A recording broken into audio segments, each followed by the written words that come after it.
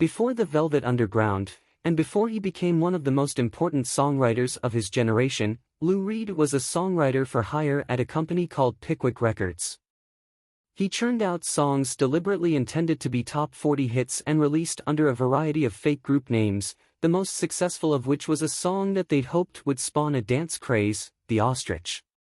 It didn't, but the group assembled to tour behind the song included Reed, pictured above, Far Right, and John Cale, and the roots of the Velvet Underground, which formed shortly after Reed left Pickwick.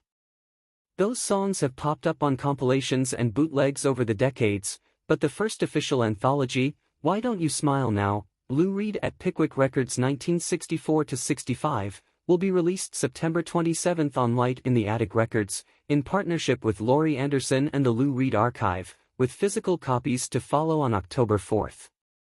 The collection, which also includes previously unreleased material, features an essay by Patti Smith Group co-founder and Nuggets compiler Lenny Kaye, along with liner notes from author/journalist Richie Unterberger. The release is the third in the label's ongoing series of Reed releases, following the reissue of his Hudson River Wind Meditations and Words and Music, May 1965, the latter of which collected his early demos and was nominated for a Grammy Award.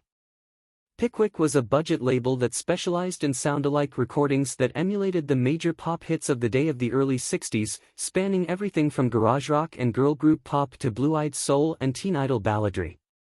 Reed, who ultimately co-wrote dozens of songs that were released on the label, began his tenure at Pickwick soon after meeting Terry Phillips, the label's chief songwriter and producer, who'd envisioned creating an in-house equivalent to the Brill Building's hit-making songwriting/production teams.